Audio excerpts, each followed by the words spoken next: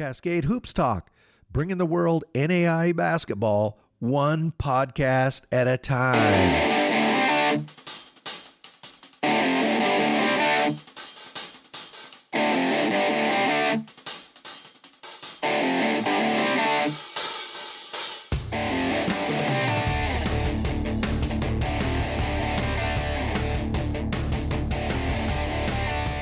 Cascade Hoops Talk. Hey, this is Billy D here with Mark Svagera. He's the head coach at Briar Cliff, the Chargers. Welcome, Mark. Thanks for being on the show.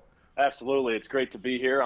Like I told you before, I'm a big fan. I think I've listened to most of your podcasts, so it's exciting to be on today. How bad did I butcher your last name? You were pretty close. It's Svagera. That SV throws people off sometimes.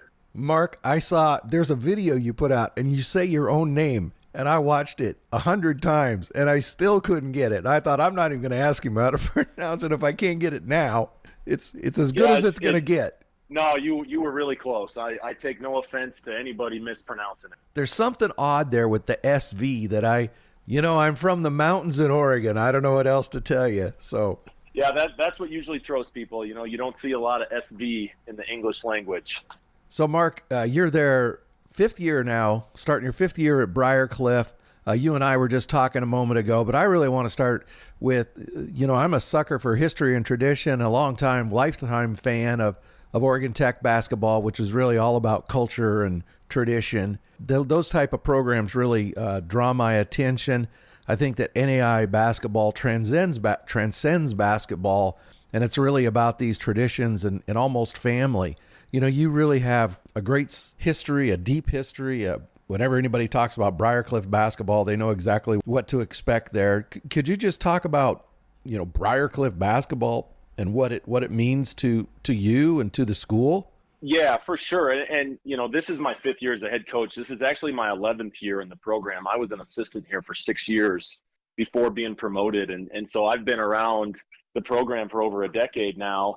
And when I came here, I knew that there was some history with the program. I played in the GPAC way back when, but I didn't know all about it. And, the first thing, Briar Cliff's a pretty young program in the grand scheme of college basketball. We started playing in 1966, and Briar Cliff was actually an all-girls school up until that point. And into the mid-'70s, they kind of became a national power.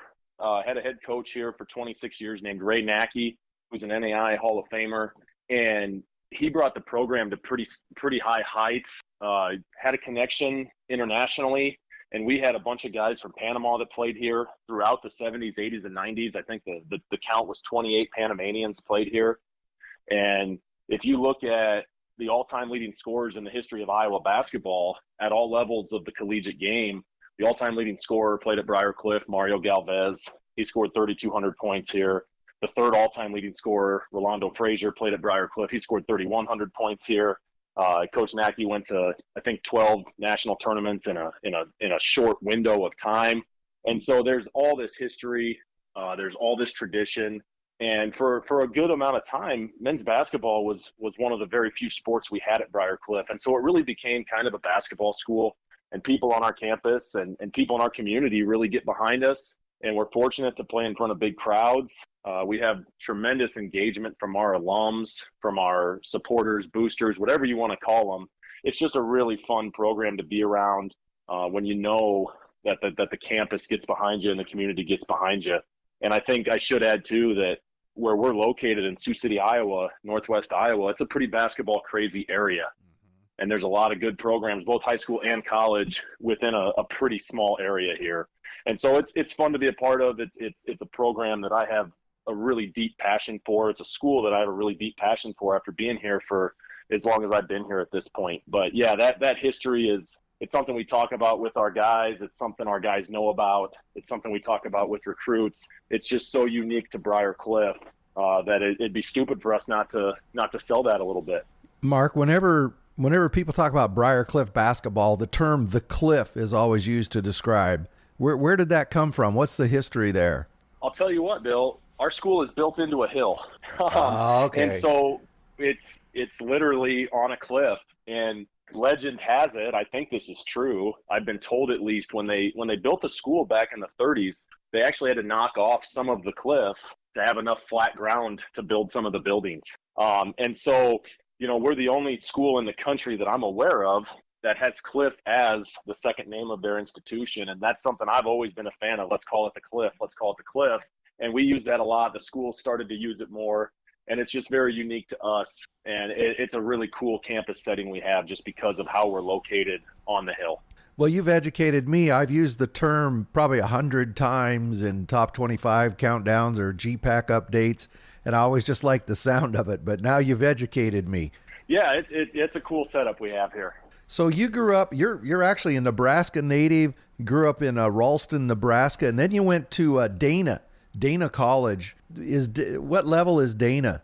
I hate to correct you, Bill, but it's actually Dana. Okay, thank you. And Dana College does not exist anymore. Okay. Dana was a member of the GPAC for a long time. I played there from 02 to 06, and so I played in the GPAC. So I've known the GPAC for a long, long time. But Dana actually closed in the summer of 2010. And so I'm without an alma mater, but we were an NAI school in the GPAC, located in Blair, Nebraska. So right now, everybody in the prairie who's listening is laughing at me, but I'm used to that. But so you went to Dana, and then when you graduated there, you assisted there. I'll ask you the same thing I ask everybody else. When did you decide you wanted to be a basketball coach? That's a great question. I don't know that I can pinpoint one specific time. I went to college like a lot of 18-year-olds. I chose the college because that's where I wanted to play basketball, and everything else was kind of secondary. And I don't necessarily condone that, but that is the reality of recruiting a lot of times. And, I didn't know what I wanted to do post-basketball. And I ended up as an education major, and I really thought I would be a high school teacher and coach. And so I think I probably knew basketball was going to be part of it. But I got into college coaching kind of on a fluke. The spring of my senior year, the women's program at Dana actually was looking to add a junior varsity program and needed a coach. And the women's coach there, who I knew obviously, asked me if I would be interested. And I said, well, yeah, sure. I actually had a semester of school left. And so I kind of jumped in and coached women's basketball that first year. And, I loved college basketball. And I did as a player, and I did immediately as a coach. And it's just, I talk a lot about the experience I want players to have in our program. And it's something that's really, really important. I mean, I think that's because I had such an awesome experience as a college basketball player myself. And I wanted that to be a part of my life. I think I think most coaches are insanely competitive. And once you get that in your blood, it's hard to get it out. And I didn't see that getting out when I was done playing. And so I just kind of jumped into coaching, and I got lucky. I got to coach at Dana for a year. I switched back over to the men's side at Hastings College, which is also in the GPAC.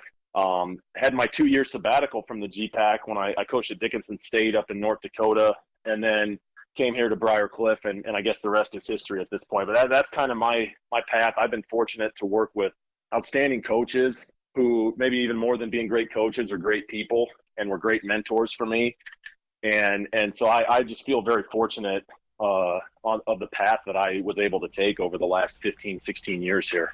Was that vision where you saw yourself as a public school teacher or a school teacher, was that what drove you to Hastings to do the graduate assisting? Because I see you got your master's there while you were coaching over there.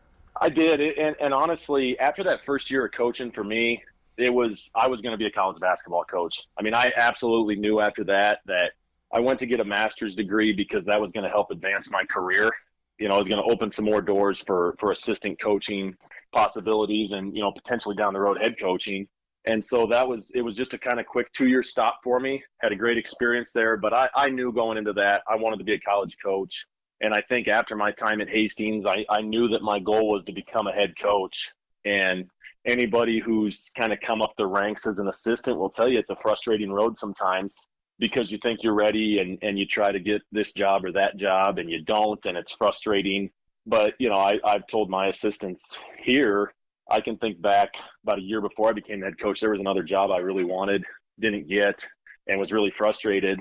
And then like 9 months later, I'm the head coach at Briar Cliff, which was a better situation than what I would have taken. And so it's just funny how it works out. You try to just do your work and put yourself in the best situation possible. And then just hope it happens. And I was incredibly lucky to take over Briar Cliff when I did. It was an established program. We'd come off a couple straight conference championships at the time, and the culture was really, really strong when I took over. So I was incredibly lucky as a first-time head coach. Mark, you've been at this for a few years. I'm kind of a stats guy, digging into your team a little bit. First thing that jumped out at me is you really take care of the ball. Most of your starters have a 2-to-1 assist to turnover ratio. That's incredible. And then the other thing is, and this doesn't surprise anybody, but the number of threes. Talk about your basketball philosophy. What is it that you really drive home? What do you expect? It starts with, we want to be an incredibly efficient offense. And, you know, I think to go back even further, I think it starts with recruiting the right players. And for us, we want good basketball players. You know, that's the ultimate goal for all of us in college basketball. But I think we want really high IQ players, guys that understand the game, guys that can make reads, make cuts in the moment, out on the floor, guys that can learn how to play without the basketball in their hands. But we really focus on our offensive efficiency. We want to move the ball. We want to play from the inside out, and that's not like a traditional post-up game, but we want to drive it, kick it, space it, get the defense scrambling a little bit. And then, you know, we want layups and we want open threes. And we've been fortunate that we've had some outstanding three-point shooters over the last decade of our program.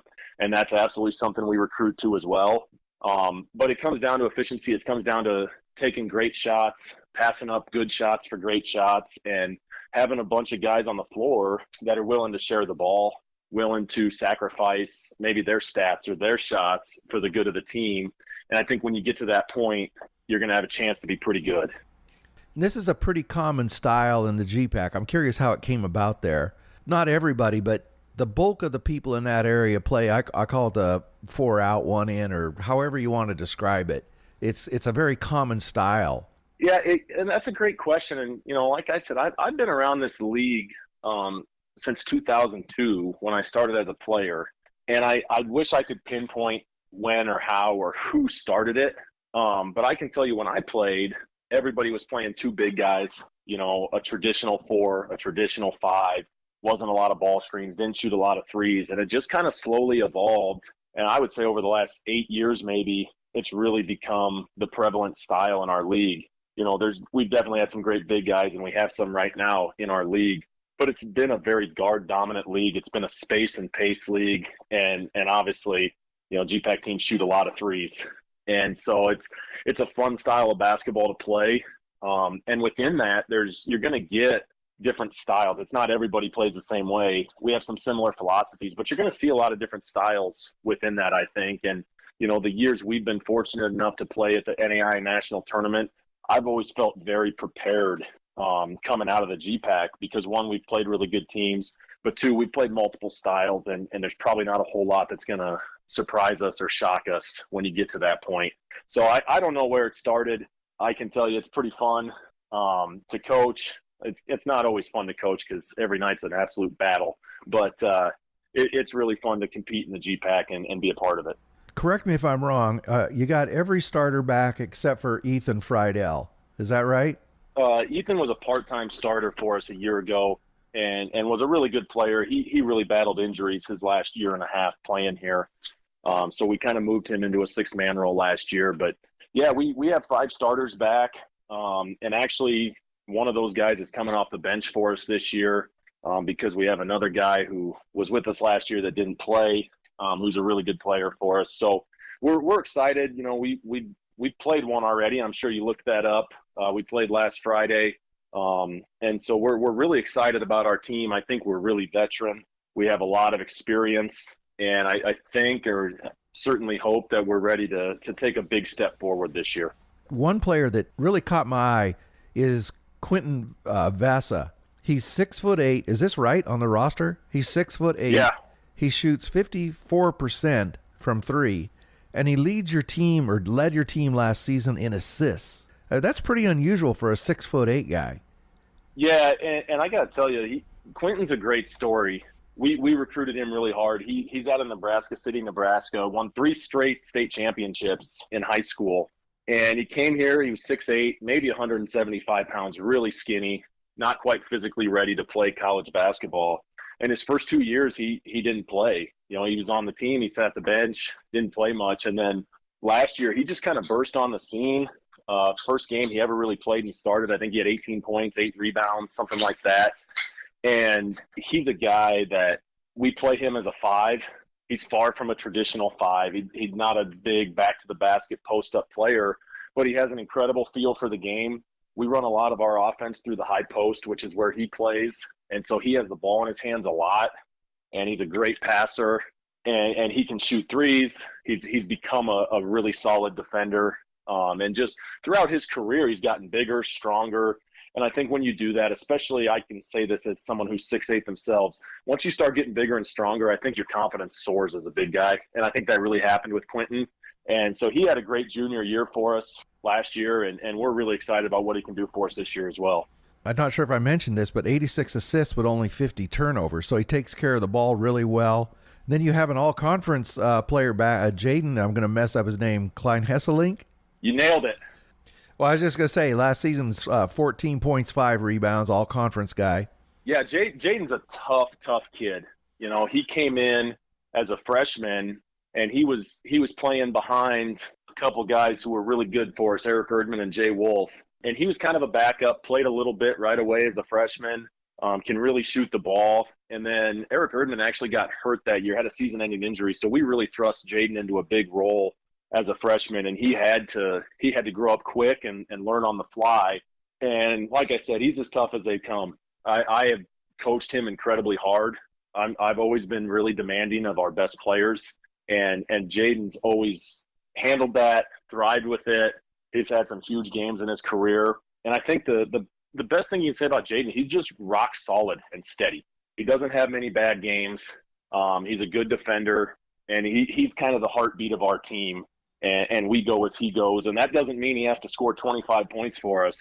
But when he's running the show for us, we're pretty good, I think. So he's out of Sheldon, Iowa. You've got 3 other guys, all returning starters. Connor Grove started quite a bit. But they all shoot over 40% from 3. Quinn Vesey out of Indianola, Iowa. Connor Groves out of Sergeant Bluff, Iowa. And then Nick Hoyt out of Harrisburg, South Dakota. Pretty good foundation to build on. You talk about those guys? Yeah, for sure. Those guys, they were all in the same recruiting class. And, you know, I think some people might have questioned what we were doing recruiting-wise because they're all maybe just a tad undersized guards, and none of them are necessarily point guards. They all play off the ball more than they play with the ball. But those 3 guys are like 6'1", 6'2", and 5'11". But, you know, again, it goes back to our recruiting philosophy. We want really good players that are high IQ. And that's what those guys are. They can all really shoot the ball. Nick Hoyt is a freshman, shot 54% from 3. He is as elite of a shooter as I've been around. Connor Groves has gotten better and better throughout his time here. He as a freshman was pretty much just a 3-point shooter, and he's really expanded his game where he puts it on the floor. He's become really, really good using ball screens. And then Quinn Vesey was kind of the outlier of those 3. Nick and Connor played as freshmen, and Quinn didn't play a whole lot that freshman year. And right after their freshman year was when COVID hit, and, you know, guys were home. We weren't together all that summer. Quinn came back, a way better basketball player. His body was better. And, you know, he went from not playing to playing, I think, the second most minutes on our team last year. And he's tougher than nails. He's a great defensive player, can score it multiple ways. It was a GPAC Player of the Week once last week. And those 3 guys have just been – talk about guys that buy into your culture, buy into what you're doing. I think those 3 guys, as much as anybody in our program, epitomizes that. You know, we've mentioned the GPAC a couple of times, Coach. Morningside is right up there, 10th or 11th, I can't remember, Jamestown. But then you've got a lot of perennial powers in the conference as well. Just talk about what you expect from the GPAC this season. I tell you what, Bill, it's we've joked about this as coaches in our league, because I think it's probably an overused phrase of, man, it's our league's really good top to bottom, or this is the best our league's been in a while. I really think that this year. I think we have 11 teams in our league. And I think you can confidently say almost everybody in our league is better than they were a year ago. And, Jamestown went to the Elite Eight a year ago. Morningside, Sweet 16. Northwestern went to the round of 32. And frankly, I thought we had a couple other teams that were very worthy of potentially being national tournament teams. But with what the NAI did, cutting some teams out of that, I think that probably hurt our league. But, man, you look top to bottom, it's really, really good. Northwestern, who was a national tournament team a year ago, gets picked fourth. And I can tell you they're going to be really good. As the season goes on and you follow the scores, don't be shocked if you see a team who's sitting in 8th place knock off the 1st place team, or a team in 11th place knock off a 2nd or 3rd place team. It's just there's a lot of depth of talent in our league, and I think the coaching's really good. And like I already said, it's just a really fun league to be a part of. I think we have a lot of really good kids and a lot of really good rivalries within our league, and that makes it fun. We all want to beat each other, but it's also respectful at the same time, and it makes it really fun within our league. Well, I agree, Mark. I was doing some research last night, breaking down the GPAC, but from top to bottom, pretty tough. Jamestown, everybody knows they have Mason Walters, phenomenal athlete. But they've got young guards, but they've got Devin Schultz, who's just a big guy.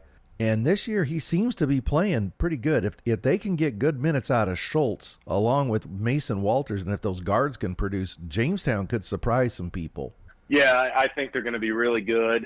It's just they're big, they're physical, and they got shooters all over the floor to go with it. They're a matchup nightmare.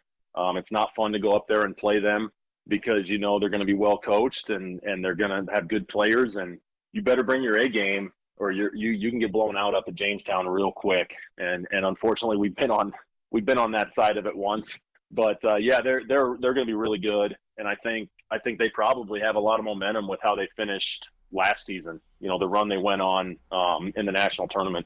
Yeah, it got those young guys some good experience. Another school that surprised me when your conference rankings came out is Mount Marty. I think was 3rd from the bottom. They got the new coach this year, Colin Author. I don't know. They looked pretty good the other day. Well, of course they were playing Spurgeon, but it's not going to be an easy trip into there either. No, it never is, and I haven't had the chance to watch them play yet this year, but I know they have some nice players back from last year. Obviously, they went on a nice run in the conference tournament all the way to the championship game, and with a new coach, it's always interesting to see what they do a little differently, how they play a little differently, and we actually see them here in just a couple of weeks. It's one of our early GPAC games, so we'll get a first-hand look at that. But I think where they're picked, who knows. Preseason polls really don't mean much. You and I both know that. But, I think sometimes it's just the unknowns with a new coach. But I think they'll be as good as anybody when it's all said and done. Hey, Mark, you tell me if I'm crazy. I think if I was a coach in the preseason conference poll, I think I would prefer to be picked 10th because it just is locker room material, right? Yeah, it is. In my time at Briar Cliff, we've been all over the map on that. And in the times I've been the head coach, frankly, I don't think we talked about it with our guys this year, because at the end of the day, it really doesn't matter. It's a guess. A lot of it's based off what you did the year before. But yeah, there's definitely probably been some years where that was posted in the locker room and others where it wasn't. But yeah, I think it's always easier to motivate your team when you're picked lower than, where you think or what you might like. Yeah, I think you're definitely right there. Well, I know it would tick me off. I know that. So, you've got a great program there at Briar Cliff, and Coach Parnell mentioned to me the other day, how come you haven't had Mark on? I've talked about your program so often on the show, I guess I just automatically thought that I'd had you on. So I apologize that it took so long, but not an issue at all. And I know you had Jackson Lambert on a couple years ago. Oh, great when he kid. was a senior. He had an outstanding. Yeah, he's one of the best. He was an unbelievable scorer for us and an unbelievable young man on top of that. So I knew he had been on, and like I said, Justin and I talk every now and again, and I try to limit the times I bring up that we're 1-0 against Oregon Tech since he and I have been the coaches. But I try to limit that. It's all in good fun though. He's got a heck of a program, and they're going to be really good this year. So. But, it's great being on. I appreciate you taking the time and talking about our program and the GPAC. And anytime you need me to come back on, Bill, I'd be more than happy to.